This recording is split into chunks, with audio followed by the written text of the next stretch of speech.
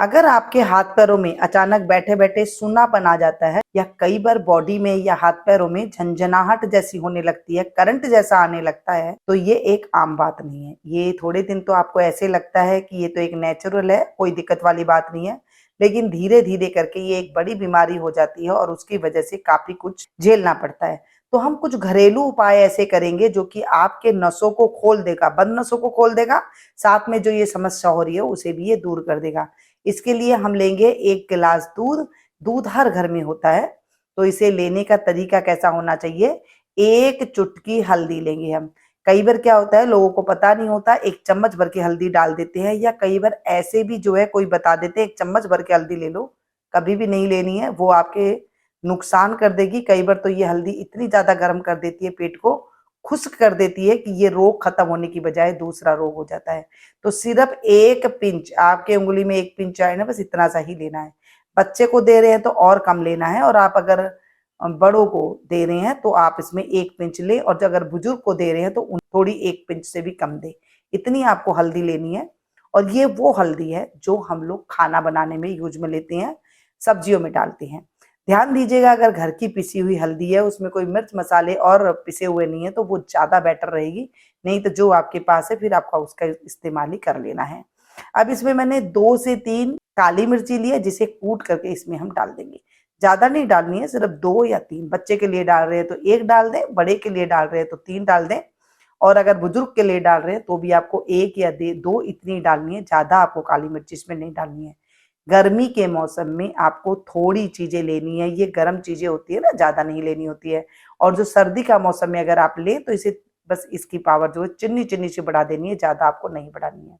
तो जब दूध में उबाल आ जाए धीमी आंच पर, जैसे उबाल आए ना, बस इतना ही आपको उबालना है, ज्यादा आपको नहीं उबालना है, ना ही इसे कोई कम ज्यादा करना है। बस इसमें 1 उबाला आया और ये बन करके दूध आपका तैयार हो गया है। अब क्या है ना, पहले तो क्या होता था, इसमें थोड़ा सा घी भी डाला जाता था, लेकिन आजकल घी थोड़ा मनाही किया जाती है, तो इसमें घी हमने नहीं डाला है। बस ये दूध हमारा तैयार हो गया है। इसे आपको रात को सोते टाइम पे डालना है। ठंडा दूध हो जाए, थोड़ा सा गुनगुना रहे, तभी आपको शहद डालना है, क्योंकि बच्चे कई बार नहीं पीते हैं फीका दूध। अगर आपको शहद ओरिजिनल वाला मिले तभी आपको इसे डालना है। नहीं मिले तो आप एकदम सिंपल जो देसी खांड होती है वो आप ले लें, या फिर धागे वाली मिश्री जो होती है वो आप ले लें। कोई भी चीज ऐसी आप बना रहे हैं उसके अंदर आप थोड़ा ध्यान दे करके बनाएंगे तो ये बहुत अच्छा फायदा हमारे शरीर को करता है।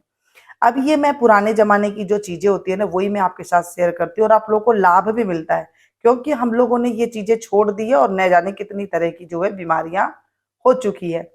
पहले जब कभी घरों में ऐसे हाथ झंझनाहट होता था या कुछ होती थी, तो दादी क्या करती थी, रात को जब दूध देते थे ना, उसमें 1 चुटकी हल्दी डाल देती थी गरम गरम दूध में, और उसे फेंट देती थी। फेंटने के बाद बस इस तरह से दूध दे देती थी पीने के लिए कि भाई पी लो। अब चलो आपको दूध से एलर्जी है या फिर आप दूध नहीं ले सकते हैं, तो दूसरी चीज आप ये कर सकते हैं, अदरक ले सकते हैं। अदरक हर घर में मौजूद होती है, सर्दी में ज्यादा प्रयोग करते हैं, गर्मी में कम करते हैं। तो यहाँ पर मैंने आपको दिखाने के लिए थोड़ा ज्यादा पानी लिया है और थोड़ी सी ज्यादा अदरक ली है।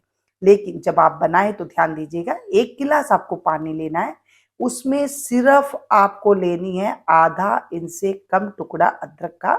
उसे आपको कद्दूकस कर लेना है और 2 हरी इलायची डालना है। देखिए, ये जो मैं आपको रेमेडी बता रही हूँ ना, ये तो डॉक्टर भी हैरान है। जब आप इसे लेंगे ना, आपके शरीर की बंद नसें खुल जाएगी, आपके शरीर की जितनी झंझानट है वो दूर हो जाएगी, बैठे बैठे पैर हाथ सो जाते हैं ये दूर हो जाएगी, और बाकी जितनी शरीर की तकलीफें हैं ये दूर हो जाएगी। ये मैं आपको गारंटी के साथ लिख के देती हूँ।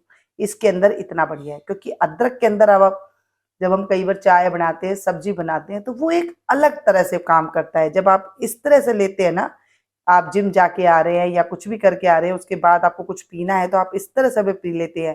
काली जो हरी इलायची और थोड़ी सी अदरक का टुकड़ा कद्दूकस करके, ये आपके शरीर को इतना निरोग रखता है कि आप अगर 2 से 3 दिन ले लेंगे ना, तभी आपको महसूस होने लग जाएगा कि मुझे कुछ ना एनर्जी वाला शरीर नजर आ रहा है, और जो मेरे थका थका सा शरीर रहता था, जो मेरे शरीर सुन्न रहता था, वो एकदम बढ़िया हो गया है। मतलब लग ही नहीं रहा है कि वो चीज मेरे साथ हो रही है। बस इसमें 1 से 2 उबाला दे लीजिए और बस इसे बंद करके इसे आपको छान लेना है। ज्यादा नहीं उबालना है कि आपको एकदम इसको आधा करना है, ऐसे नहीं उबालना है। हाँ, आपको जब भी उबाले मीडियम गैस की फ्लेम रखें और इसे उबाल दें, और उबालने के बाद बस ये छान लें। कुछ और नहीं डालना है इसके अंदर, सिंपल ऐसे ही बनाना है, ना कोई मीठा डालना है, ना कोई आपको इसमें कुछ डालना है, ऐसे ही पिए बहुत बढ़िया है। तीसरी चीज, अगर आपको अदरक, कईयों को क्या होता है कमेंट आते हैं कि हमें अदरक सूट नहीं करती है, दूध सूट नहीं करता है, या फिर इनमें से हमें कोई चीज अच्छी नहीं लगती है, तो क्या करें, आप ये अलसी के बीज ले सकते हैं। दोस्तों अलसी के बीज में आपको सभी को पता है कि अमोगा 3 भरपूर मात्रा में होता है। जो मछली में होता है ना, मछली के तेल में, वो अमोगा 3 इस अलसी के अंदर मिलेगा आपको। इसे आपको ले लेना है, एकदम धीमी आंच पर इसे आपको भून लेना है। 2 चम्मच के करीब ले लें। पहले आप कोई भी चीज बना रहे हैं उसे थोड़ी मात्रा में बनाएं, पहले आप उसे देखें कि आपको कोई एलर्जी तो नहीं कर रही है, तब आप उसको दूसरे दिन प्रयोग ले सकते हैं। देखिए जो मैं चीजें बता रही हूँ घरेलू चीजें है, वैसे एलर्जी तो ये कतई नहीं करेगी, लेकिन फिर भी कई बार ऐसे होते हैं, कई लोगों को कोई चीज एलर्जी कर जाती है, तो वो एक चीज का टेस्ट ले सकते हैं, क्योंकि हमें नहीं पता कि सबकी बॉडी अलग अलग होती है। किसी को दूध नहीं पचता है, या किसी को अदरक नहीं पचती है, या किसी को अलसी नहीं पचती है, लेकिन तीनों में से आपको जो चीज पसंद हो वो आप ले सके, क्योंकि सबका टेस्ट अलग अलग होता है। अलसी वैसे तो आप अगर कच्ची खाएंगे तो वो इतनी अच्छी नहीं लगेगी, जब आप इसे भून लेंगे धीमी धीमी आंच पर, बस जैसे ही ये चटकने लगे गैस की फ्लेम को बंद कर दे, और गरम तवे पे ही इसको आपको चलाते हुए भून लेना है, और ये भुन जाएगी। ज्यादा आपको नहीं भूनना है, ज्यादा भुनेंगे तो ये इसका रंग काला हो जाएगा और उसका टेस्ट जो है अलग से हो जाएगा। बस गरम तवे पे ही आप इसे चलाते रहें और इसे छोड़ दें थोड़ी देर के लिए, तो आप देखेंगे ये जो है अच्छे से एकदम कुरकुरी हो जाएगी और ठंडी हो जाएगी। आप चाहे तो किसी बर्तन में निकाल करके ठंडा कर सकते हैं, लेकिन मैंने इसे ऐसे ही रख दिया है ताकि ये थोड़ी सी कुरकुरी और हो जाए, तो इसमें हल्की सी नमी है अंदर तक, वो दूर हो जाए, और साथ में इसका टेस्ट जो है बहुत उभर करके आए। अलसी वैसे भी अगर खाना खाने के बाद आप थोड़ी सी चबा लेते हैं तो आपके पेट के वो इस देते हैं आपको ये ताकत, जो कि आप कभी सोचा भी नहीं होगा, वो इतनी आपको ताकत देता है। इसके अंदर अमोगा 3 होने के साथ साथ इसमें कई तरह की और भी चीजें हैं जो कि हमारे शरीर के लिए फायदेमंद होती है। जोड़ों का दर्द के लिए बहुत बढ़िया है। जो आपकी ये जो चीजें मैंने बताई है, आपको चींटी रेंगने वाली, बंद नसें, वो तो है ही, साथ में आपके पेट के कब्ज को भी दूर करेगी। ये बीमारी कहाँ से आती है? अगर आपके पेट में कब्ज की समस्या है, अब कब्ज को समझना बहुत जरूरी है। कब्ज किस तरीके से होती है वो मैं आपको वीडियो अलग से बता करके बताऊंगी, कब्ज कितनी तरह की होती है और कैसी कैसी होती है। कब्ज सिर्फ ये नहीं कि आप फ्रेश नहीं हुए तो आपको मतलब वो कब्ज है, कब्ज कई तरीके से होती है।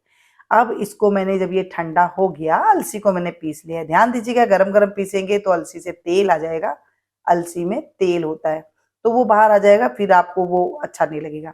एकदम ठंडा कर ले, उसके बाद इसे पीस ले। पीसने के बाद आपको कितना लेना है ये ध्यान दीजिए। आप चाहें तो इसे आटे में मिला करके इतना 1 चम्मच सारे परिवार को उस रोटी के अंदर से आ जाएगा, आटा गूंदेंगे तो।